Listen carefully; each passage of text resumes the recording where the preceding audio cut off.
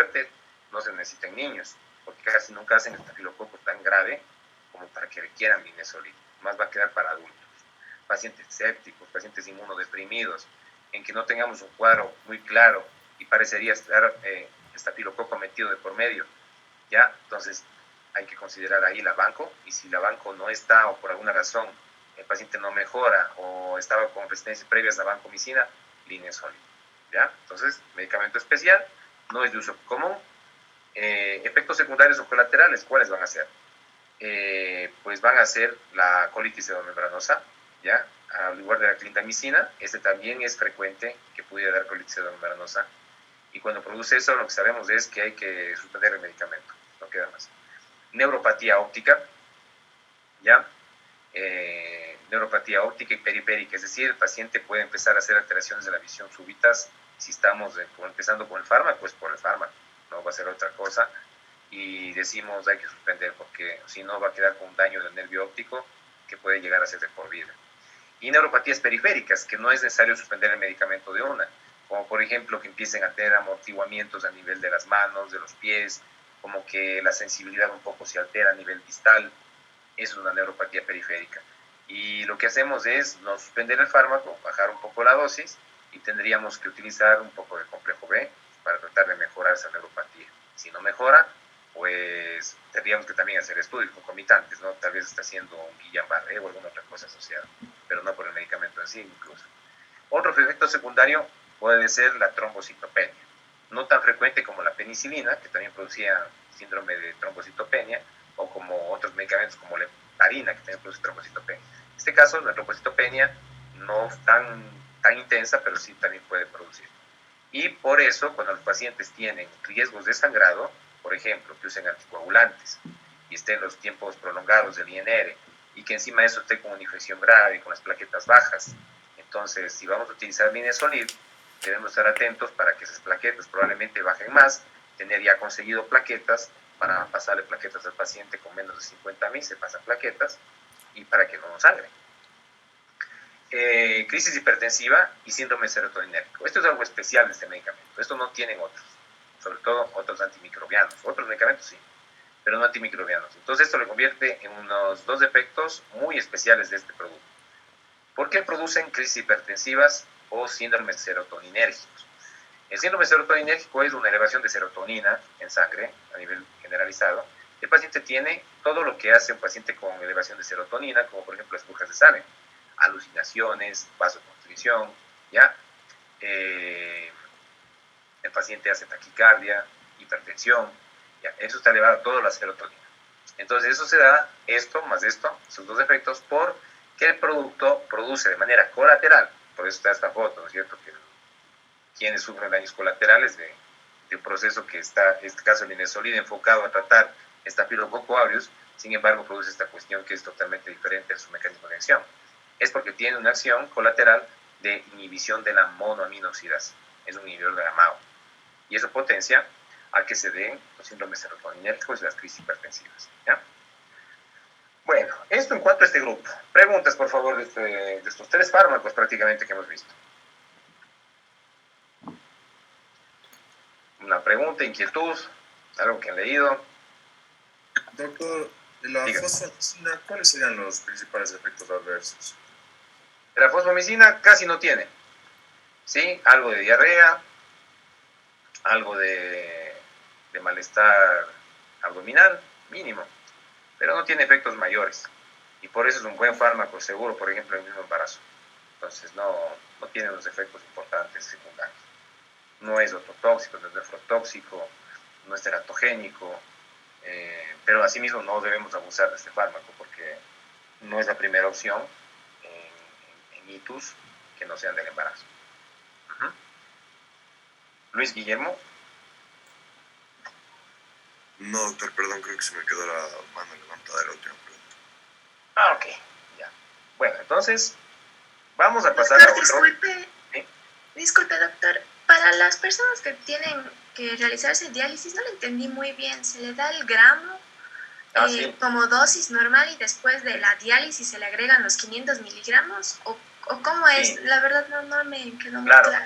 El paciente, imaginemos una insuficiencia renal, y tiene puesto un catéter, le acaban de poner un catéter para hacerle hemodiálisis, ¿ya? Que es una cosa que se utiliza, ¿no? Entonces le pusieron primero un catéter en la zona peritoneal para hacer diálisis peritoneal, y ahora le acaban de poner hace unos 15 días un catéter acá para que vaya directamente hacia la subclavia y entre al corazón y por ahí se va a dializar. Entonces, este catéter de diálisis, en el momento que entró por la piel, si alguna cosa falló en la asepsia-antisepsia, podría contaminarse. Y si el paciente llega con una tremenda fiebre, con taquicardia, con toda la zona roja de la zona de donde entra el catéter, con edema importante del tejido que se está extendiendo rápidamente, tenemos que pensar que es estafilococo. Y como es un paciente que vemos que está haciendo un proceso sistémico, no va a ser un estafilococo aureus meticilin sensible. Lo más probable es que podría ser un meticilin resistente, que vamos a utilizar vancomicina. Entonces, para ese caso, le daríamos el gramo de entrada, que es cada 12 horas, ya sabemos, pero en este caso no le vamos a dar cada 12, le daríamos STAT 1 gramo, ¿ya? En una media hora. Y de ahí le mandamos al paciente a que se dialice. Y después de que se dialice, viene y se va a colocar 500 miligramos de vancomicina, ¿sí? No se le va a poner antes, porque si no se limpia todo con la diálisis y se va saliendo todo el medicamento. Entonces, tendríamos que darle 500 miligramos luego. Ahora, el paciente, como es de vida media larga el producto, por eso se puede dar hasta incluso cada semana, esperamos, de aquí estamos viernes, va a hacer la diálisis el lunes de aquí, ok, entonces hasta el lunes no damos más dosis, pasa la diálisis del lunes, viene de la diálisis, pasa de 500 miligramos de vancomicina. Esa es la cosa. Ya, doctor, muchas gracias por la aclaración. No, muy bien, excelente. Rafaela. Doctor, acerca también de la diálisis, en caso de niños o de adultos mayores, ¿cómo podemos dar? Si damos exactamente la dosis, es que aquí dice el cuadro que damos 1 gramo, pero se ve que es como el mismo de un adulto. En caso de un niño, ¿le cortamos a la dosis de que le tenemos que dar a un niño o cómo sería? Ah, ya. No, en el caso del niño nos vamos a la tabla de dosificación pediátrica, ¿ya? Y ahí tenemos otra tabla, que es la tabla de dosificación pediátrica en pacientes en diálisis. Entonces, ahí lo que tendríamos que hacer es ver la dosis que tenemos, por lo general esta, y este caso va a ser dividido a cada 4, y no le vamos a dar cada 4 horas, daremos una dosis QD parecida del adulto, y luego asimismo, para luego de la diálisis, le daremos la dosis más baja, la dosis de 30 miligramos por kilo día, pero luego de diálisis. Solo luego de diálisis. Si se dializa hoy y de aquí cuando le toque la otra diálisis. O si no se está dializando, igual prácticamente, no igual, parecido de un adulto, cada 48, cada 96 horas, cada 7 días si es necesario, dependiendo del clearance. Pero no darle tanto medicamento a un niño puede afectarle. Claro, pero por eso le vamos a escoger solo cuando esté indicado. Entonces, a un paciente que esté con un estafilococo o un estreptococo, que aparentemente es común, no le vamos a dar vancomicina, ¿no es cierto?, ni a bala. Pero si a un paciente que esté grave, que esté séptico, que esté con un proceso en que veamos que ese estafilococo está avanzando rápido y comiéndose, como decimos, el estafilococo come carne, que empieza a destruir tejidos blandos, ya, ahí sí hay que apuntarle a vancomicina. Y claro, si tiene un daño renal, pues tenemos que corregirlo de acuerdo al daño renal que tenga el paciente. Pero por eso mismo escogemos cuando está indicado. Siempre tenemos que escoger solamente cuando está indicado ciertos productos. Y no podemos apuntar a ciegas, ¿no?, sino guiándonos en algo. Entonces la guía es un Sanfor. La guía, por último, esta que es más suavita, pero ya hagamos con Bademec. Ya tiene que ser un Sanfor, tiene que ser una guía de dosificación pediátrica si hablamos de un niño. ¿Ya? Así. Esa es la cosa. ¿Puedo hacer otra pregunta? Claro que sí. ¿Qué pasa en el caso de que se le damos a una madre, pero si ella no sabe que está embarazada? Ya. ¿Le damos vancomicina? Sí. Ya. Lo que pasa es que si nosotros tenemos una infección severa, que vamos a utilizar fármacos que no son B, ya ningún fármaco antimicrobiano es A, desde B para abajo. Entonces, tampoco hay B, C o D. Si tenemos un fármaco que es C o que es D, lo primero que debemos hacer es descartar embarazo. Si tenemos una paciente en edad fértil, cualquier proceso infeccioso, a quien le vayamos a dar un antibiótico que sea C o D, vamos a hacer una prueba de embarazo, ¿no? Fecha de última menstruación, ¿cuándo fue? hace 3 semanas. ¿Hay una posibilidad que esté embarazada? No, porque me estoy cuidando con métodos anticonceptivos. No hay posibilidad. ¿Cuándo fue sospecha de una infección? Sabe que estoy atrasado una semana. Hagamos la prueba de embarazo primero. ¿Ya? Un paciente que llega con infección grave, que voy a dar antibióticos, categoría D, en caso de prueba de embarazo, toda paciente en edad fértil tiene que hacerse una prueba de embarazo. Esa es prácticamente una precaución que la tomamos ya como protocolo, precisamente para no jugarnos ese riesgo. O si la paciente se equivoca o no dice nada y recibe medicamento o nosotros no le hacemos la prueba, podría tener, dependiendo de las semanas, daños teratogénicos o daños en el desarrollo de ese feto. Doctor, y en el caso de que la persona venga de emergencia, pero ya con una crisis, igualmente tenemos que hacer la prueba de embarazo antes de darle el medicamento, a pesar de que sea de vida o muerte. Ya, venga de emergencia, ¿de qué pero? En una crisis decías de un cuadro grave. Sí. Sí, y vamos a administrar un fármaco. Claro, sí. Le hacemos una prueba de embarazo, ¿sí? Hacemos una prueba de embarazo si no sabemos el caso. Imaginemos una paciente inconsciente, joven, 20 años, ¿ya? Y que está con un cuadro infeccioso. Pues tenemos que incluso sospechar en cuadros infecciosos de la misma causa obstétrica. ¿Qué tal si fue un aborto séptico? ¿Qué tal si el paciente está con un aborto diferido? ¿Qué tal si hizo un curetaje clandestino? Si está con dolor abdominal. Entonces hay que ir también por las sospechas de lo que estás pensando de infecciones. Pero la idea es de que si te llega una paciente grave y no te puede decir cuándo fue la fecha última menstruación, por decir, y tú vas a utilizar un fármaco que si tiene categoría de probable teratoxicidad, hay que hacer una prueba de embarazo, ¿sí? Hay que hacer prueba. Ananda. Sí, doctor, yo le quería preguntar con respecto a la oximicina, ¿solamente se usa para infecciones del tracto urinario? No, hay algunas otras indicaciones, pero que no son de primera elección. Entonces, por eso es que como que la primera realmente es la ICO. Sí, pero por ejemplo no es el medicamento ideal para, por ejemplo, neumonías, no es de primera línea, podría ser de tercera línea en caso de que haya gérmenes involucrados tipo Clostridium, por ejemplo, que no respondieron bien a clindamicina, minesolina, fosfomicina, estaba preguntando, fosfomicina. Pero van a ser ya tratamientos que no son los más frecuentes. Entonces, para irnos con el más frecuente, realmente sería ese. Claro que puede aparecer en un otro esquema por ahí, pero no va a ser de primera línea.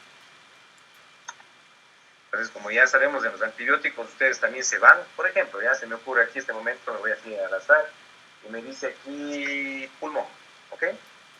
Mi Vademécum. Ustedes ya tienen que ir manejando su Vademécum. La próxima hacemos ejercicios también. Pues el tema es prueba, ¿cierto? ¿No? Después de eso, entonces. Vamos a ver, por ejemplo, neumonía, ¿ya? Me voy aquí a pulmón. Y me voy a ir a neumonía, no de niños, me voy a ir a neumonía de adultos. Acá está. Aquí está, neumonía más de 18 años, ¿ya? Adquirida en la comunidad. ¿Cuál es el primer esquema? Primario, o sea, esquema primario, de primera opción. Si está bebé, paciente, acitromicina. O si no, la eritromicina. O si no, doxiciclina, ¿ya? O si no, si alguno por alguna razón no está indicado, por ejemplo, por embarazo, cosas así, entonces podríamos utilizar, por ejemplo, amoxiclavulánico, ¿ya? Miren, entonces, ahí tengo. Y los de segunda opción, por ejemplo, para este caso, me dice que debería utilizar, por ejemplo, aquí, cefodoxima o una cefalosporina de segunda, ¿ya? Entonces, pero eso me voy primero con la de primera. Igual así para otros casos. Por ejemplo, vamos a ver una patología no tan común, ¿ya? Voy, por ejemplo, a hueso. Me voy a ir a hueso para que vean gérmenes ahí anaerobios. Entonces me voy a hueso, aquí está, osteomielitis, ¿ya? Y me dice, si tenemos una osteomielitis para tratamiento empírico inicial, ¿cómo voy a utilizar? Nos dice que utilice, si está pensando en estafilococo aureus methicillin resistente, ¿qué debería utilizar? Ustedes ya acaban de ver. Aquí, ¿qué me está diciendo el ADM? Si está pensando, dicen, estafilococo aureus methicillin resistente, ¿qué le va a dar? Banco, ¿ya? Vancomicina, acabamos de ver esa para el estafilococo aureus methicillin resistente. Y más, dice, aquí no le ponen I, ¿ya? O, si no le pone más, o sea, banco para osteomielitis, que le va a asociar una cefalosporina de segunda generación o de tercera generación, o Si es que no le va a poner cefalosporina, si es alejos beta-lactámicos, por ejemplo, una fluoroquinolona, ¿ya? Y para los casos como alternativa, ¿sí? Nos dice, utilícele, si no está pensando en estafilococo aureus methicilina resistente, utilice oxacilina más la cefalosporina de segunda generación. Y aquí empezamos a ver varios esquemas y vemos que no aparece por lo general mucho la fosfomicina de entrada. Y aquí me parece, por ejemplo, el Inesolid, ¿ya? En que me dice, paciente con osteomielitis, que tenga aparte de eso osteomielitis por contigüidad. No fue por un daño primario del hueso, sino por daño de tejidos blandos. ¿Cuál es el tratamiento inicial? Vancomicina, ¿ya? Solo vancomicina. Y si no responde, ¿cuál es la alternativa? Linezolid. ¿Sí ven? Entonces, así es como vamos escogiendo los fármacos dependiendo de la recomendación que tengamos. ¿Sí? Aquí tienen una paciente que está dando de lactar y tiene una mastitis. Se le acaba de inflamar la mama con gérmenes porque no botó toda la leche y se empieza a acumular en el tejido mamario y se da también por lo que el bebé lacta y no se limpia bien, etcétera, hace una mastitis, una infección de la mama. Entonces, como no está grave, dice aquí si no está grave, y si le va a mandar a la casa, ¿qué le mandaría? Si son gérmenes de la piel. ¿Qué dirá mi Sanfo? Mastitis, gérmenes de la piel, es decir, estreptococo, estafilococo, y que no está grave. Dicloxacilina, aquí está. Dicloxacilina, 500 miligramos, 4 veces al día. O si no quiere mandarle dicloxa, mándale, dice, una cefalosporina de primera como cefalexina, 500 miligramos cada 6 horas, que es la dosis de la cefalexina. Y si el paciente le va a ingresar, dele oxacilina, pero no se va a ir de una a vancomicina si no piensa en estafilococo grave, ¿sí? Y nos dice, si el paciente ya está grave, ahora sí, la primera opción, vancomicina. ¿Sí ven? Entonces así es la cosa. Ya, vamos con los aminoglucósidos y hacemos una pequeña pausa. Entonces, los aminoglucósidos que tenemos, los que vamos a utilizarles más, van a ser los medicamentos de vía sistémica y tenemos algunos nombres también que se utilizan por vía tópica. ¿Cuáles son los familias de aminoglucósidos? Bueno, este es uno de los primeros científicos. El doctor creo que no nos está compartiendo. Ya, gracias. Entonces decíamos que este es uno jovencito, digo, casi de su edad, que estaba ahí científico, y este joven descubrió temprana, cuando era jovencito, en el año 43, ¿no? 15 años después de la penicilina, se descubre la primera aminoglucósido, que es la streptomicina. Ya, luego, obviamente, hubo algunas cuestiones más de que él era pupilo de otro, y que este otro era este otro doctor que es mayor ya para él, que es Waxman, y él también se hizo amigo de Fleming, entonces empezaron a ver, y él se llevó un poco más los créditos, ¿no? En todo caso, bueno, eso es solamente historia. La cosa es que los aminoglucósidos, las bacterias resistentes al penicilina, o sea, ya empezaron a existir la resistencia, ¿sí? Bacterias que al principio respondían a la penicilina, pero como también se empezó a utilizar penicilina mucho, se empezó a dar también resistencias. Y ahí empezaron a estar aquí los aminoglucósidos dentro de este grupo de pacientes. Nosotros tenemos más alternativas, ¿no? Por ejemplo, en lugar de pacientes alérgicos a la penicilina, no utilizamos directamente aminoglucósidos, sino utilizamos, por ejemplo, los macrólidos que vimos el otro día, como la eritromicina, la claritro o la citro, ¿no? Un paciente alérgico a penicilina. Pero bueno, en este caso los aminoglucósidos, ¿cómo actúan? Vamos primero por ahí. Actúan inhibiendo la síntesis de proteínas. Si actúan de esta manera, ¿qué serán? ¿Bactericidas o bacteriostáticos?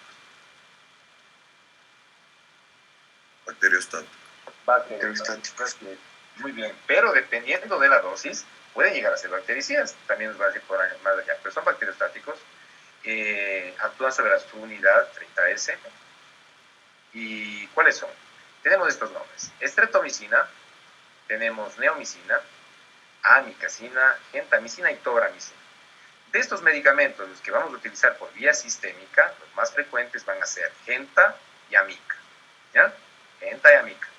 Y la estreptomicina va a quedar para cuadros especiales, como por ejemplo vamos a ver en tuberculosis, ¿ya? Medicamentos especiales de tuberculosis, estreptomicina.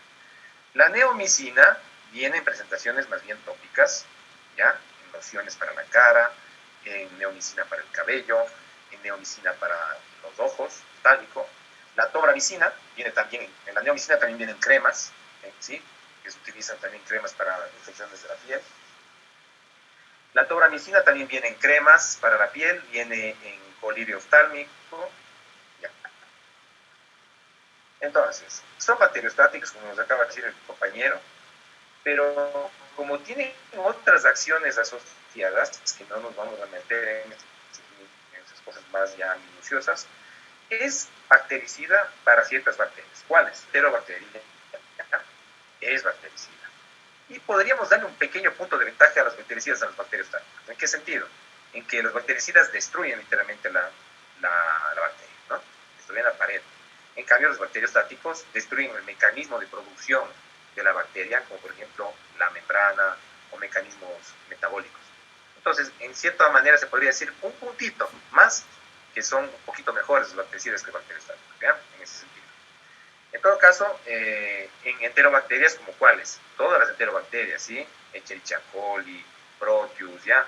Enterobacterias en general, gram negativos, va bien, muy bien los aminoglucósidos. Ya vamos a ver algún esquema por acá. Entonces, ideales para gérmenes gram negativos. Vamos a pensar en un paciente que está haciendo un cuadro de una infección abdominal, ¿ya? Y que es un cuadro de una infección abdominal importante, mucho dolor, mucha fiebre, mucha fórmula leucocitaria en el examen de sangre. Pensamos que podría ser una infección de un intestino, está perforado un apéndice, por ejemplo, ya. ¿Cuál sería un esquema? Ya vimos de beta-lactámicos, vimos piperacina tazobactam, por ejemplo, ¿no? Se nos había dicho que podíamos darle. Pero, por ejemplo, este paciente, digamos que no está en un estado séptico mismo, ¿ya? Pero sí está con una infección importante del abdomen. ¿Qué gérmenes hay en el abdomen? Gram negativos, en su gran mayoría. Algunos anaerobios, ¿ya? Y posibilidades de gram positivos habrán pocas. Pero, como el cuadro no está muy claro, etcétera, hacemos una asociación. ¿Cuál podría ser una asociación? Por ejemplo, en ese paciente, la gentamicina, ¿ya? Más un beta-lactámico, como por ejemplo una cefalosporina de tercera. Y el paciente está cubierto para un buen espectro de bacterias, ¿sí? Ya.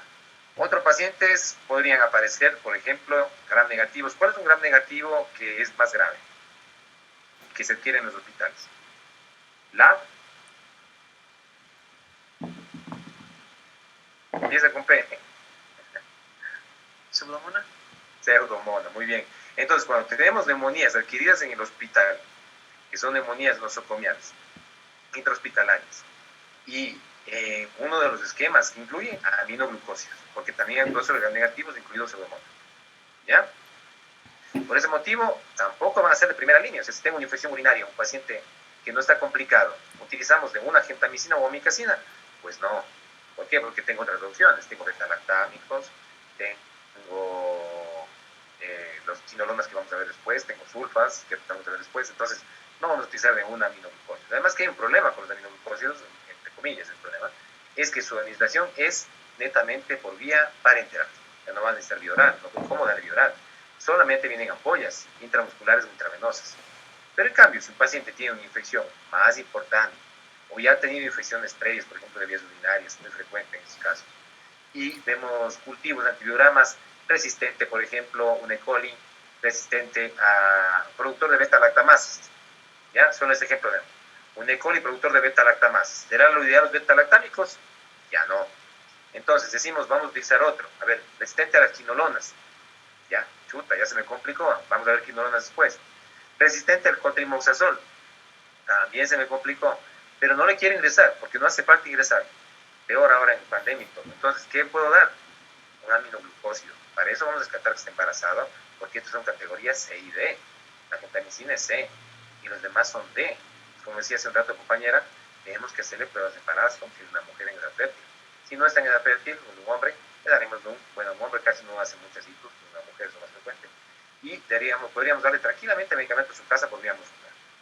Ahí sería una ventaja, en cambio, la vía parenteral, para que actúe por un lado con mayor biodisponibilidad. Por lo tanto, estos medicamentos no se suelen por vía oral, así que cuando pensemos dar a un paciente vía oral tratamientos a la casa, no vamos a pensar en aminoglucósidos, de entrada, desde ahí. Y por lo tanto, no son de primera línea para tratamientos a nivel domiciliario. La administración venosa o muscular. ¿Ya? Cuando se da por vía venosa, la medicación tiene que ser lenta diluida, incluso más lenta que la banco, tendría que darse entre media hora hasta una hora, ¿ya? Lentito. ¿Por qué? Porque cuando se da rápido, los pacientes, les contaba ayer en el otro grupo, prefieren como que sienten vidrio molido por la vena, así dicen ellos, me están metiendo como algún vidrio molido por la vena. Yo algunas veces me he preguntado, alguien alguna vez inyectaría vidrio molido, ¿no? Pero esa es como la descripción que da el cerebro de esa persona que está como inyectando ese vidrio molido. Y por eso le damos bien lentito. La vida media se prolonga, es de hecho larga la vida media, pero se prolonga con insuficiencia renal. Otra vez, al igual que la banco, son directamente proporcional a el clearance de creatinina del paciente. Entonces, insuficiencia renal, el medicamento ideal, un aminoglucósido, no. Pero si lo tenemos que dar, hacemos ajustes en la insuficiencia renal. Muy bien. La dosis puede ser una dosis QD, nada más, o podríamos dar una dosis cada 12. O en pacientes pequeños, la dosis incluso se da cada 8. ¿Ya? Por eso tenemos que remitirnos a la guía, remitirnos a CONSAM. Pero un paciente adulto se podría dar una sola dosis vía muscular y se va a su casa y se inyecta una sola vez al día. ¿Ya? En el hospital también se puede dar una sola vez al día por vía venosa. El efecto entonces va a ser bactericida sobre gram negativos y cuando se concentra más. Es decir, cuando tenemos un paciente grave, damos la dosis alta. ¿Para qué? Para que actúe no como bacteriostático, sino como bactericida. ¿Ya? Aparte de eso, llega líquido cefalorraquídeo solamente un 20%. Entonces, no es el medicamento ideal para considerar en infusiones externas central. ¿Ya? En piel será lo ideal solamente cuando son procesos de la piel graves, como en el que existe ya daño a tejido celular subcutáneo. En osteomielitis, sí, pero asociados. En infecciones de la vía urinaria, sí, cuando no hay otras opciones. En procesos gastrointestinales, no. En procesos de neuroinfecciosos, no. En procesos de, ¿qué más frecuente? Tejidos blandos, sí, cuando no hay otras opciones y asociado. Entonces, así más o menos. En hitos, sí, cuando no hay otras opciones. La toxicidad también es oto y nefrotóxico y es uno de los más conocidos de los medicamentos que producen ototoxicidad y nefrotoxicidad. Por eso, si tenemos adultos mayores o niños pequeños, hay que ajustarse mucho la dosis, ¿ya? Bien dadita la dosis en los niños de 9 por kilogramo de peso, y en los adultos mayores, en cambio, porque ya tienen menos clearance, porque tienen menos masa muscular y porque tienen tal vez otras enfermedades concomitantes. Entonces, hay que cuidarse de estos dos efectos secundarios como tóxicos. Y obviamente van a darse cuando tenemos dosis altas. Si no tenemos dosis altas, no va a haber este efecto potencial secundario. Una recomendación es cuando tengamos el uso de aminoglucósidos, cualquiera, ¿no? Genta, amica, tobra, si estamos tomando o está recibiendo estreptomicina, el paciente tendrá que no utilizarse diuréticos de asa como cuál. Nombre. Furosemida, muy bien. Y tampoco utilizar vancomicina que le acabamos de conocer. Entonces, no es una buena asociación, no va a ser una buena asociación, de hecho, no es un esquema asociar banco más amica, ¿sí? Y si por alguna vez algún esquema por ahí aparece que pudiera tener que utilizarse banco más amica o más genta, tendría que prácticamente estar listos a ver esa función renal y hacer una evolución rápida de la función renal. Por eso no es la mejor asociación. Entonces, los usos de los aminoglucósidos van a irse sobre todo para gram negativos, ¿ya? Es la principal indicación. Para gram positivos, cuando estamos pensando, pero siempre asociado a un beta-lactámico, ¿ya? Por ejemplo, una neumonía adquirida en el hospital, haremos dos, beta-lactámico y un aminoglucósido. Para pseudomona, bueno, ahí dice un interrogante, que sí tiene acción, por ejemplo, la misma gentamicina, la misma micacina, ¿ya? Pero no es la primera opción. Entonces, para eso utilizaríamos penicilinas, por ejemplo, antipseudomónicas, como cuál, si sabemos que es pseudomona.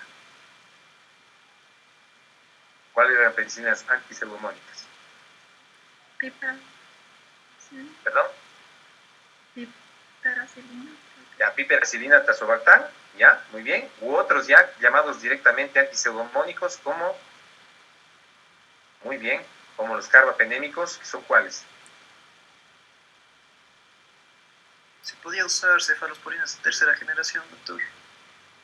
También, cefalosporina de tercera generación con acción antipseudomónica, ¿como cuál? Como la ceftriaxona. La ceftriaxona. La ceftriaxona no, esa no tiene pseudomona. La cefotaxima. La cefotaxima, perdón. Eso, la ceftazidima. O una de cuarta generación como cefepime. Muy bien, excelente. O carbapenémicos, que son dos, ¿como cuál? Como el imipenem o el meropenem. ¿Ya? Entonces, ahí daríamos más bien esos. Entonces, no es la primera opción para pseudomonas el aminoglucosis. Eso quiere decir lo que estoy explicando. Ya. Bueno, luego el clearance. El clearance, ahí está, justo es la tasa de eliminación. Tiene que estar directamente proporcional a la tasa de eliminación del producto nuestro. Es decir, hay que irnos de la tabla de ley con aminoglucósido. Si alguien ha dado amicacina, gentamicina, y no puso en la historia clínica un clearance de creatinina, es realmente sin médico ya que nosotros deberíamos saber esto. Es un sacrilegio hacer esa cosa. O sea, ¿cuánto tiene de clearance? Está dando amica. O sea, déjese de cosas, ¿no? Tiene que saber cuánto tiene que dar su paciente para usar con seguridad amicacina o gentamicina. Y la misma estreptomicina. Entonces, vamos con la estreptomicina, para nombrarle, es un medicamento que no es de uso común. Vamos a verle sobre todo, vamos a nombrarle en las clases de tuberculosis. ¿Por qué? Porque aquí está un paciente con una placa de tuberculosis. Entonces, este paciente de tuberculosis va a ser el medicamento utilizado de segunda línea. Es decir, para los cuadros que no respondieron a los esquemas que ya veremos que son de primera línea de tuberculosis. Y ahí tenemos unas dosis, en este momento no vemos la dosis.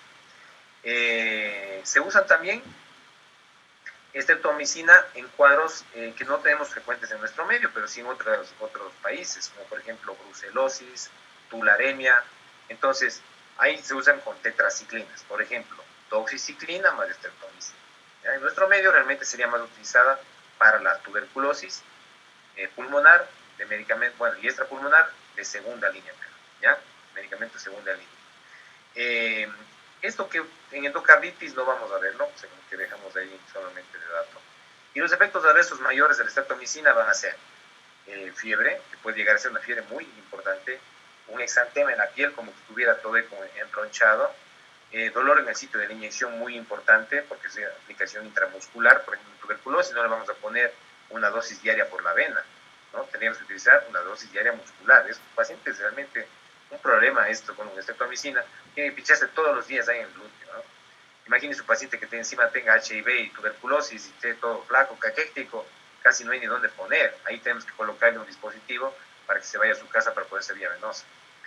Bueno, entonces, daño vestibular, esto también es muy conocido de la estreptomicina, que produce daño vestibular, es decir, un daño de laberintitis, que puede al principio ser como laberintitis leve, el paciente está mareado, así, pero si no bajamos la dosis o no nos tomamos en consideración este dato, luego puede hacerse un daño importante del oído medio y el paciente quedarse con una laberintitis crónica, que tal vez imposibilita incluso para moverse por tanto vértigo. Ya, y esta es la presentación de esta estreptomicina. Viene en frasco vial de 1 gramo. ¿Ya? Frasco vial de 1 gramo. Sulfato de estreptomicina se llama exactamente. Y lo utilizamos, imagínense este frasco, todos los días colocarse un frasco intraglúteo, ¿no? En caso de tuberculosis. Por eso pacientes, hay que explicarles bien cuando la tuberculosis está en el tratamiento inicial, que no suspendan para que luego no tengan que irse a eso, al medicamento de segunda línea. El otro es la gentamicina. Este medicamento es muy utilizado a nivel hospitalario, ¿no? Muy utilizado a nivel hospitalario, también dependiendo de los casos, escogemos la gentamicina. Entonces, ¿en qué casos? Casos leves, no. Casos graves. Tienen que irse gentamicina para casos graves. Por eso ahí está, pues, ahí esas doctoras que están en el paciente medio maluco, le están poniendo oxígeno y todo. No es un paciente que esté estable. Entonces, en casos graves, consideramos los aminoglucósidos.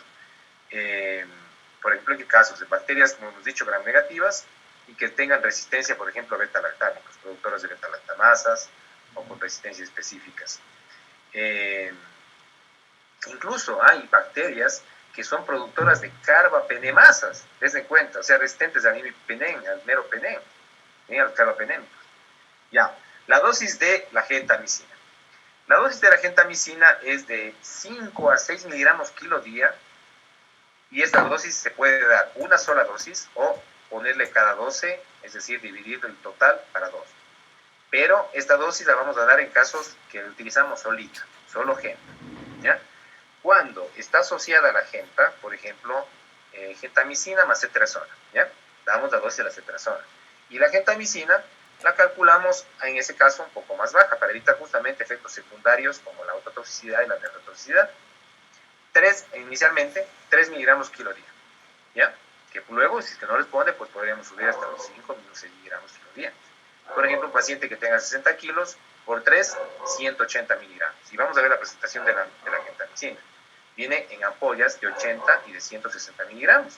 Entonces, si un paciente tiene 60 kilos y le vamos a dar 3 miligramos por kilo, realmente no le damos 180 miligramos. Le vamos a dar 160 miligramos. No podemos abrir una ampollita y empezar a dividir, a fraccionar. No. 160 miligramos y se acabó el asunto, ¿ya? Una sola dosis en ese momento. O le podríamos dar 80 miligramos de la mañana y 80 miligramos de la noche. Muy bien, entonces si el paciente ya tiene más peso, por ejemplo, es un paciente de 80 kilos, pero que sí sabemos que no es por obesidad, pues calcularemos un poco más y serían 240 miligramos. Y ahí sí nos tocaría darle, pues ya 240 miligramos de una sola colocada o cada 12, pero eso serían casos excepcionales, porque con 160 miligramos ya en el día, prácticamente estamos abarcando a todos los pacientes que pudieran requerir una dosis alta de gentamicina, ya para evitar justamente la nefrotoxicidad. Luego tenemos otro que es la amicacina, que es, o son mejor dicho, ampollas que vienen de 500 miligramos. Entonces ya solamente la presentación nos sugiere que la amicacina debería ser la dosis más alta, ¿no? ¿Cuál es la dosis de la amicacina? 15 miligramos por kilo día, ¿ya? O también 7,5 miligramos por kilo cada dosis, ¿ya? Entonces pueden dar una sola vez al día o pueden fraccionar para dos. La dosis puede ser intramuscular, como dice acá, o intravenoso, ¿ya? Ustedes, pues, si el paciente no quieren colocarle vía venosa porque no necesita hospitalizarse, podrían considerar amicacina en su casa, si es que tienen cultivos, antibiogramas que digan que no hay otras opciones y que se quede entre una de las opciones la amicacina como aminoglucósido, ¿ya? Gérmenes son los más frecuentes, los gram negativos otra vez. Aquí están Proteus, Pseudomonas mismo, eso sí, Pseudomonas importante, la amicacina. Por eso es que cuando tenemos un paciente séptico, un paciente grave, de manera empírica damos antibióticos. Tenemos que colocar antibióticos de sepsis. Y a ese paciente le vamos a dar un aminoglucósido. Y no escogemos gentamicina. La indicación de la guía de sepsis es colóquele amicacina, más una cefalosporina de tercero o de cuarta. Él tiene cubierto ya un buen espectro. ¿Sí? Cefalosporina de tercero o cuarta, ya sabemos dónde actúa, incluido Pseudomonas. Y él le da una amicacina que tiene incluido gram negativos, incluido Pseudomonas. Entonces está cubriendo bastante bien el paciente. Ya, Serratia, Enterobacter, y también esquemas, por ejemplo, de TB, por eso ya en las próximas clases ya vamos a ir con también antituberculosos, y vamos a ver esquemas de cuando se llama tuberculosis multidrogo resistente. Cuando son esos pacientes, entre los esquemas está incluido amicacina, el medicamento de tercera línea de tuberculosis. Y eso sería todo de aminoglucósidos para no meternos en más cosas y para tener un poco claro el panorama y no meternos en más cositas más finas. Ustedes se van a su tabla, cada fármaco que veamos, vayan a su tabla de medicamentos, qué categoría de embarazo tienen, ¿sí? Y en la otra les dice el documento que era embarazo y lactancia, ¿sí?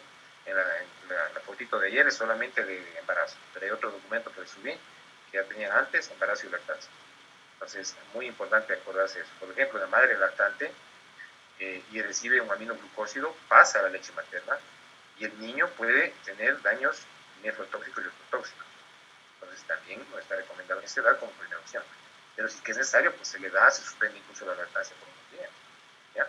Por dar un ejemplito de una cosa medio aparte de lo que estamos hablando. Ya, entonces hagámonos pues un descanso. ¿Qué hora es? Hoy, 9:23, tenemos la clase hasta las 10. Vamos a descansar hasta las 9:30. Y a las 9:30 vamos a regresar para ver otro grupo de medicamentos y hacer unas cuantas recetas y terminamos ese tema. ¿Ya? Descanso.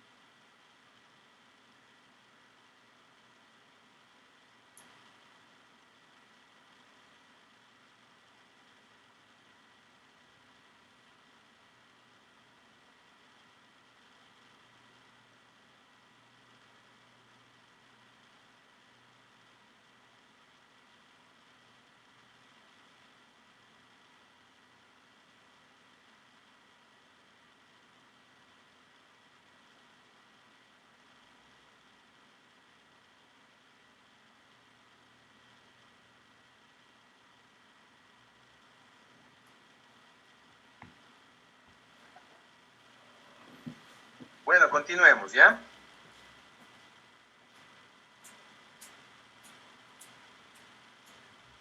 A ver, no sé si están ahí, ya se fueron, pero bueno, voy a seguir. Doctor, una duda antes de que pase al siguiente tema sobre los aminoglucósidos. Por favor, díganlo. La neomicina y la tobramicina no son muy frecuentes de uso en nuestro medio, ¿no? ¿O sí? Espérese un ratito, no lo escuché bien. ¿La neomicina y la tobra qué? La tobramicina. ¿Qué me No son decía? muy frecuentes de uso en nuestro medio. Ah, sí. No las usamos en nuestro medio, es por la disponibilidad. Entonces, si nosotros nos vamos a nuestra tabla de antibióticos que tenemos en nuestro medio, ¿sí? Estamos más o menos por los números 350, 355, ¿ya? Nos vamos este mismo rato a ver en vivo para decirles, ¿ya? Y vemos, por ejemplo, macrólidos, que estos ya los vimos, lindas, quinolonas, que vamos a ver en la próxima, cipros, cotrimosesol, que vamos a ver ahora. Aquí está. Entonces, nos vamos a aminoglucósidos y tenemos gentamicina, amicacina, tenemos tobramicina en solución inyectable, que existe solamente a nivel privado y que se la va a conseguir a un precio demasiadamente caro. La tobramicina viene una caja con algunas ampollas que vale $4,300. Sí, entonces es un medicamento que aparte de eso es muy caro, entonces no es la primera opción también. Y la estreptomicina, bueno, eso sí es barato porque justo es uno de los medicamentos de tuberculosis, pero no tenemos más, ¿sí? Entonces, por ese motivo, Amica y Genta sí son los que más se utilizan. Y otros productos, como hemos dicho, neomicina, sí, que esos, por ejemplo, son más bien para aplicaciones tópicas. O tobramicina oftálmica que hay en colirio. Gracias, doctor. ¿Sí? Bueno, no, pues de nada. Entonces, ¿alguien más quería? Víctor estaba hablando, ¿no? Sí, doctor. Yo tengo una pregunta sobre lo último que dijo sobre, me parece que dijo la tuberculosis multidrogo resistente. La amicacina se usaría en caso de... Nosotros del anterior ciclo habíamos visto que había un esquema para tratar la tuberculosis en el Ecuador, que se usaban 4 fármacos de base, me parece que era la isonacida, la rifampicina, el etambutol Iracinamida y etambutol. Sí. En caso de que estos fármacos no sean efectivos, ¿se usa la amicacina o sería complementario el tratamiento? Ah, ya. Es un esquema en el que se llama multidrogo resistente cuando tiene resistencia a isoniazida y rifampicina streptomicina juntos. Y si encima de eso existe una resistencia a otro más, se llama multidrogoresistencia. En ese caso se dan los medicamentos, igual se da el esquema, isoniazida, rifamicina, piretamida, etambutol, ¿ya? Y ahí se le suma amicacina. Listo. ¿Sí? Uh-huh. Eso es ya medicamentos para pacientes ya prácticamente hospitalizados. Y a los que están en su casa, con la segunda línea, streptomicina, que es el otro aminoglucósido. ¿Sí?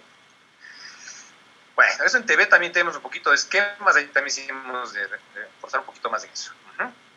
Bueno, vamos a ir con un grupo de medicamentos que sí son utilizados más frecuentemente, como son estos dos medicamentos que están aquí. El uno prácticamente es un solo producto, que es el trimetoprim sulfametoxazol, o si quieren llamar al revés, aunque más es decir trimetoprim sulfametoxazol, Doctor, que se llama... ¿Perdón? No está compartiendo la pantalla. Ah, no estoy compartiendo. Gracias. Acá está. Ahí sí. Entonces, este producto, digo que es uno solo, el trimetoprim sulfametoxazol. Se le llama más comúnmente se llama cotrimoxazol. Entonces, todo esto es cotrimoxazol, ¿ya? Trimetoprim sulfametoxazol igual a cotrimoxazol. Son dos productos realmente que están en uno solo, no es una sola molécula, y vamos a ver desde un ratito cómo actúan. Y en cambio tenemos de otro grupo que son muy común, que son las quinolonas. Esta dejaremos para la otra clase. Vamos solamente a hablar del cotrimoxazol, ¿ya? Bueno, ahí está solamente un poco de historia, pero no vamos a meternos mucho en esto, sino que vamos a decir que a partir de los años 1932 empiezan a aparecer las primeras sulfonamidas.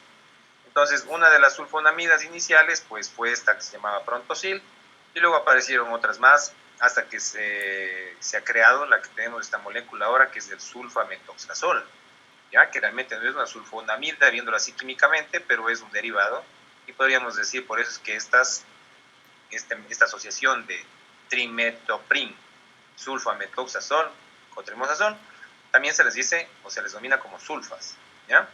Aunque no son realmente 100% sulfas, pero bueno, se les llama así. Aquí tenemos esta foto de este grupo, ¿no es cierto? Queen, de los años 70s, 80s, ¿no?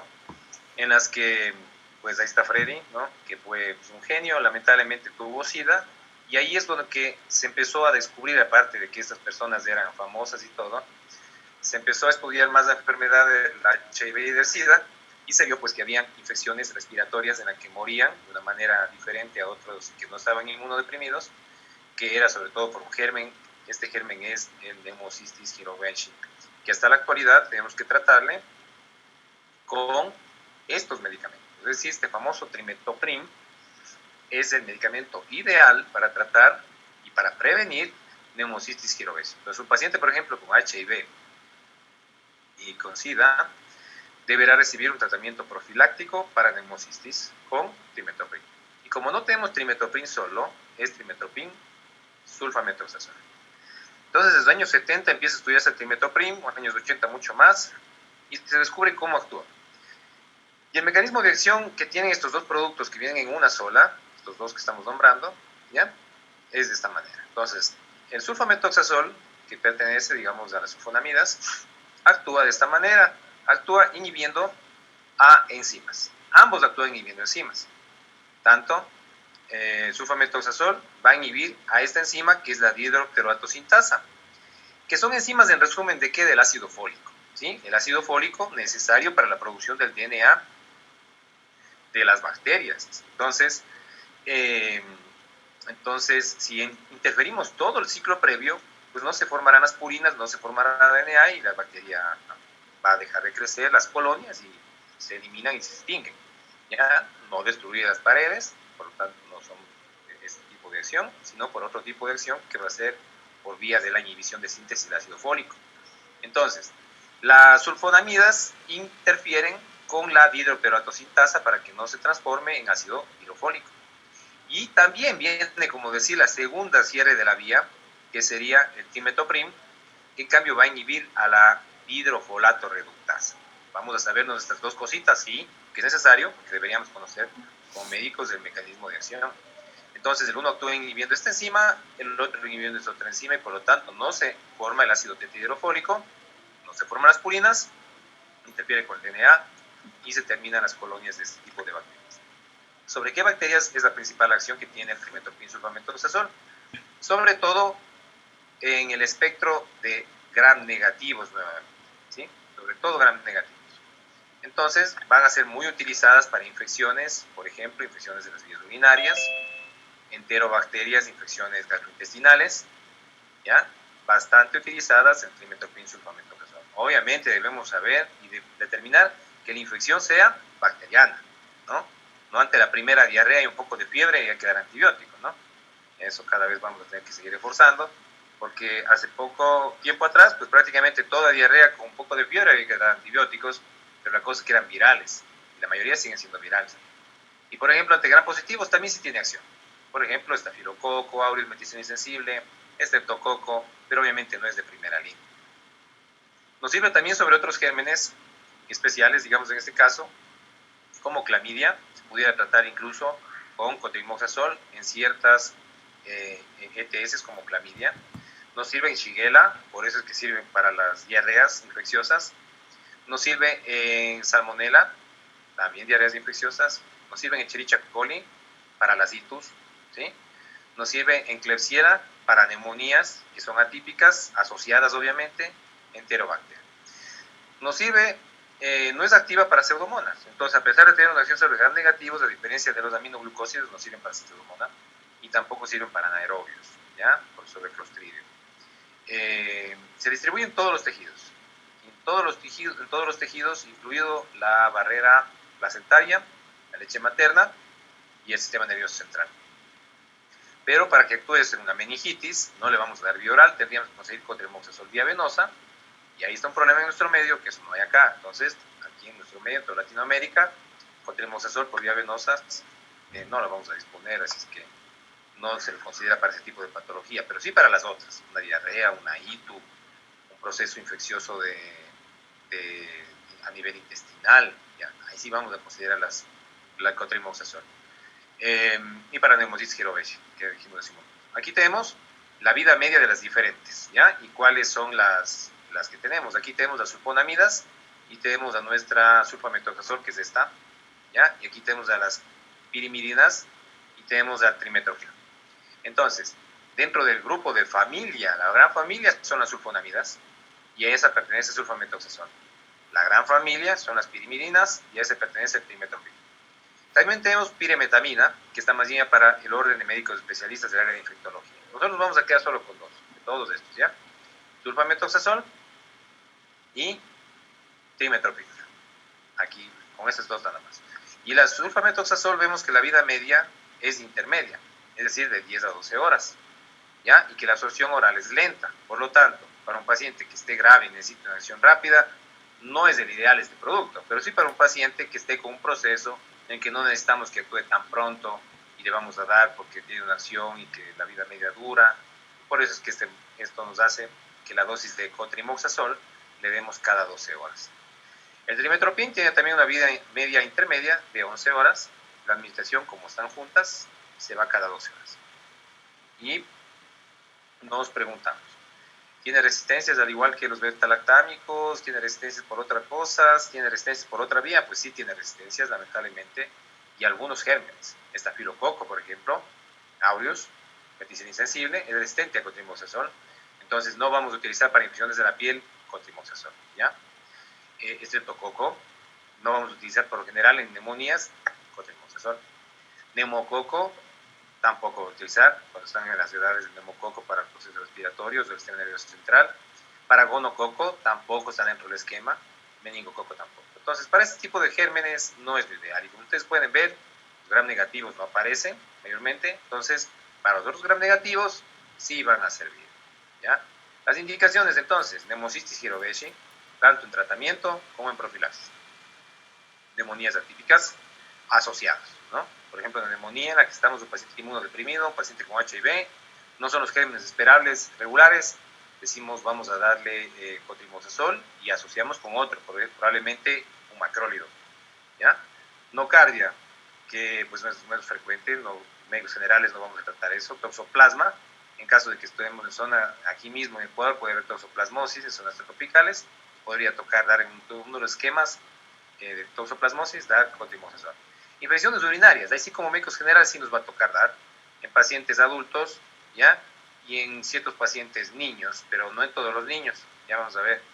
Y antiprotozoario también se lo puede utilizar en ciertos casos, por ejemplo, para parasitosis, se lo puede utilizar con glifosato asociado.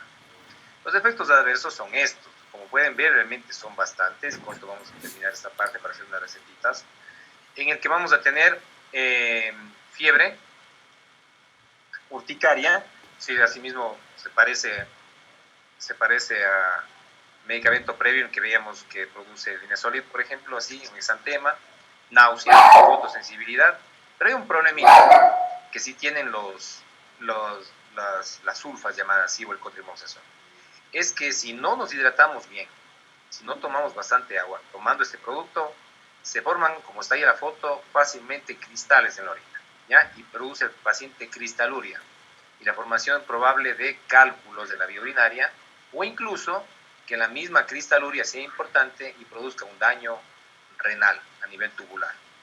Entonces, el paciente tiene que ser advertido que tomando este producto tiene que tomar bastante agua no es una cuestión exagerada, sino una cantidad adecuada de agua, ¿no? En un paciente adulto, unos 2 litros y medio, 3 litros. Un niño, dependiendo por los kilos de peso, ¿no? Pero debe tomar agua, bastante agua, ¿ya? También puede producir trastornos hematológicos, como por ejemplo trombocitopenias, pancitopenias, que también no son frecuentes, eso espero por suerte. Y trastornos en el potasio y en el sodio. Si nos da hipercalemia con hiponatremia, ¿dónde se les ocurre que podría estar actuando de lo que ya hemos visto de otros fármacos y todo? Parecido a un grupo de fármacos que ya los vimos que retienen potasio.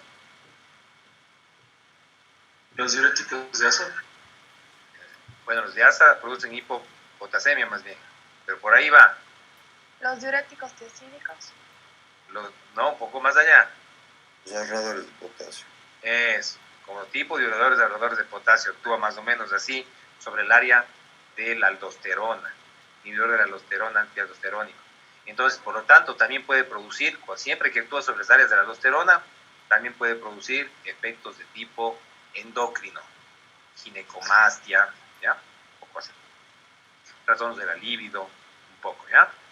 Bueno, y una cosa que puede dar importante es elevación de transaminasas ACT y ALT, entonces podría producir falla hepática. El metabolismo hepático muy importante. Así es que en los niños está recomendado, sí, está recomendado en los adultos también. En los adultos ya no es el medicamento de primera elección para una ITU, para una diarrea, sí. En un niño que es una ITU, sí está recomendado. Como vemos, no tiene efectos secundarios importantes en niños, pero no en niños pequeños, menores de 2 años. Y no en mayores de 2 años. ¿Por qué menores de 2 años no? Porque atraviesa la barrera hematoencefálica y podría producir efectos del sistema nervioso central. Entonces, en niños mayores de 2 años sí se les puede dar tranquilo, una dosis, ahí están las dosis, vemos la próxima clase. Y hagamos una receta ya para terminar, son las 12:50. ¿Ya? Vamos a hacer una receta en sus recetarios de cada uno y les vamos a dar diferentes fármacos que ya hemos visto para unos 2 recetitas de hacer rápidamente. ¿Ya? Cualquiera le podemos pedir que presente. Entonces, vamos a ver justo la receta con este mismo medicamento para aprovechar la dosis que nos dice acá. ¿Sí? Vamos a ver una presentación de trimetoprim sulfamethoxazol. Saquemos nuestras recetas, obviamente en la computadora, y vamos a ver, vamos a esto a mandar al final de la clase, ¿ya? Vamos a escoger esta presentación. El sulfamethoxazol, trimetoprim, viene en presentaciones de 40-200, así respectivamente, 40-200, 80-400 y 160-800. Entonces, nosotros vamos a calcular la dosis en base al trimetoprim, ¿sí? En base a ese le vamos a calcular. Y la dosis que vamos a calcular en este momento va a ser en un niño, ¿ya? Vamos a ver un niño de 6 años de edad, pongámosle, ¿ya? 6 por 3, 18 y 3, 21, con la fórmula que ya sabemos, 21 kilos aproximado, podemos redondear a 20 si es que el número nos da.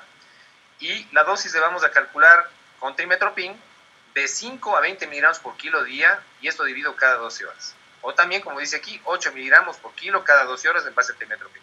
Entonces, como tiene trimetropin, este producto, 40 y 200 por cada 5 ml, hagamos una receta para el paciente de 20 kilos con la dosis de 8 miligramos por kilo cada 12 horas. Escríbanle cada uno, ahora sí solitos ya.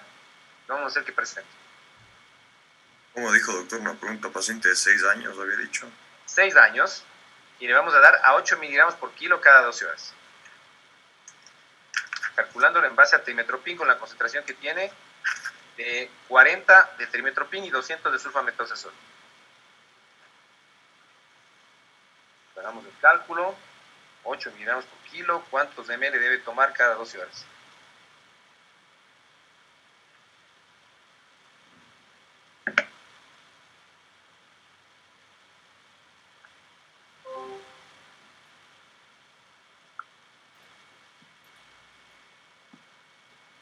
Eso tratemos de hacerlo medio rápido para poder compartir. Vamos a ver cómo nos ha salido esa receta.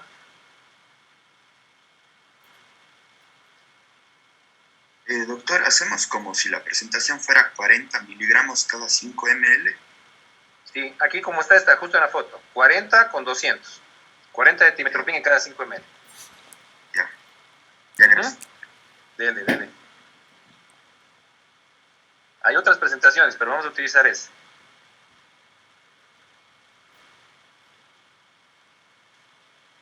Doctor, si no estoy mal es 21 mililitros.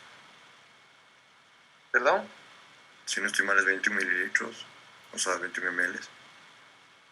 ¿Ya? A ver, vamos a ver. 120 ml tiene todo el frasco. A ver, ¿quiere presentar ya la receta? Preséntenos para ver. Yo dejo de presentar acá. O sea, no tengo hecho el formato de la receta, pero no hice ahí el cálculo, hice una hoja aparte. Ya, es que ya debemos hacer de una vez ahí para aprovechar el tiempo.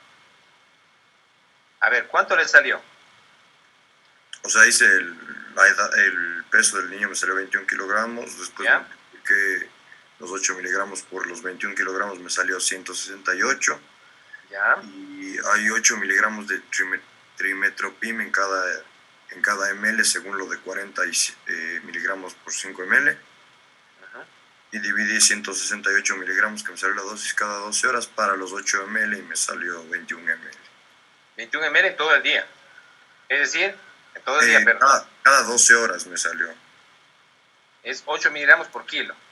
Ya, Cada le voy a- 12. No. Ya, está bien, déjele ahí pendiente. ¿Ya? Vamos a ver si alguien lo hizo en la receta para calcular igual. ¿Alguien tiene la receta para que presente? Déjele pendiente, ¿ya? A ver, vamos a pedir a quien sea entonces. Vamos con Carlos Javier Sánchez, que nos presente su receta, cómo la está elaborando. Aún no estoy haciendo la receta. Estaba calculando porque me salió otro valor y quería confirmar lo que tenía Luis Guillermo. Pero sí, es 21. Ya, ¿quién ML presenta? cada dos. Claro, 21 ml sale con los 8 miligramos por kilo con 21 kilos.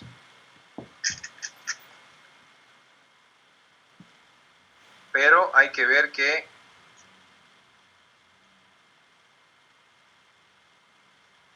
ya. A ver. ¿Alguien que quiera presentar la receta? ¿Cómo la tenga elaborada ya? ¿Quién tiene? ¿Nadie? A ver, Matías Andrade, saquen usted el formato de la receta. Abra, Matías. Abra su formato de receta para hacer iguales ahí. Ya, doctor. Comparta. Ya le comparto. Y vamos a ver si es que era práctico darle con esta presentación para hacer el ejercicio. Y luego vamos a ver que tenemos otras presentaciones. De 80 a 400, de 160 a 800, ¿ya? Vamos a utilizar en este caso la presentación de 40 a 200, que es la que estábamos haciendo solo por ejercicio, ¿ya? A ver. No sé si ahí está viendo ya, doctor. Sí, estamos viendo, muy bien. Póngale entonces. A ver. RP. Ya nos alcanza el tiempo. A ver, RP. Sería la levofloxacina, levotirosina es el otro, ¿ya? Entonces vamos a poner No, bueno, eso era levotiroxina, solo le puse ahí Claro. como para llenar. Vamos a poner entonces el medicamento. Escríbale. Trimetoprim / sulfamethoxazol.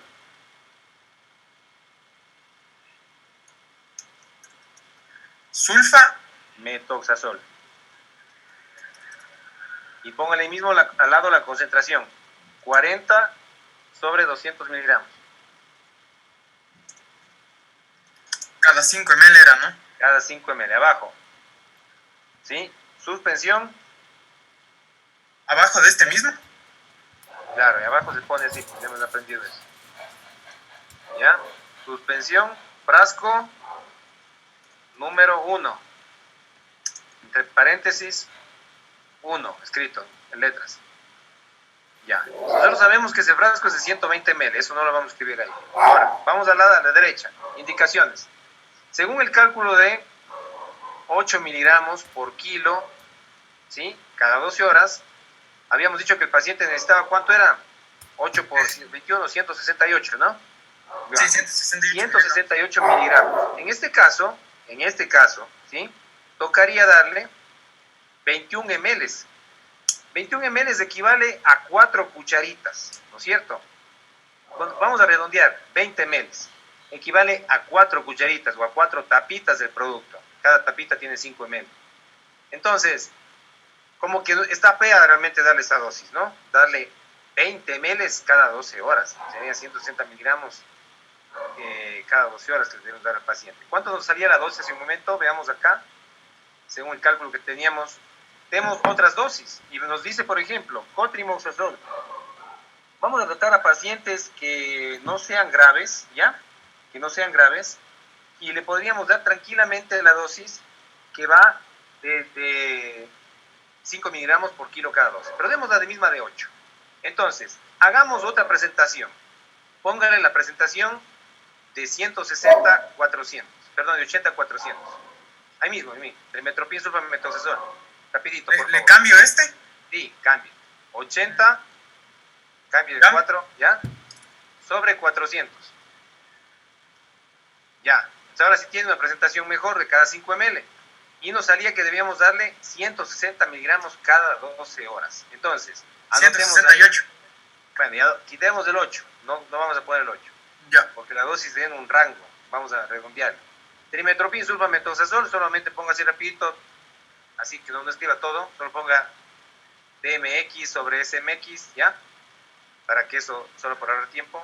Apure, escriba, no sea malo, ayúdeme, ¿ya? Trimetoprim sulfamethoxazol, 2 puntos. Vamos a dar la indicación. Esa presentación está mejor, que si le salió en su momento, bien, ¿no es cierto? 21 ml. Habría que tomar 21 ml cada 12 horas. No, hagamos una dosis más práctica. Vamos a darle, tomar, ya sabemos que este producto tiene 80-400, tomar 10 ml cada 12 horas por 5 días. ¿Ya? Por 5 días. Y le ponemos un horario. Pongámosle 8 de la mañana, 8 de la noche. 8 m, 8 p.m. El paciente sabe a esas horas que debe tomar. ¿Ya? Y le escribe, ¿ah? Tiene que escribir 8 m, 8 p.m. entre paréntesis y el paciente ya sabe. Entonces, con eso está indicado. Es una dosis alta, ¿sí? Una dosis importante de 8 miligramos por kilo día. Pero por lo general vamos a utilizar dosis más bajas, ¿no? Que tenemos también en nuestro mismo Sanfor y Vademécum, entre la que está dosis de 5 miligramos, ¿sí? Por kilo cada 12 horas. Entonces, el paciente 5 por 20 son 100 miligramos, 105 miligramos, le daríamos tranquilamente una presentación ahí sí la de 40 sobre 200 para ajustarnos, ¿ya? La misma de 80-400, dependiendo de cada paciente. Bueno, es solamente como un ejercicio de Z. Para las próximas tenemos que hacer recetas directas aquí, ¿ya? Aquí, así en este formato, para que presentemos otra clase. Bueno, nos estamos viendo el día lunes. Que descansen, ya nos estamos viendo. Cuídense mucho. Gracias, doctor. Por ahora no manden.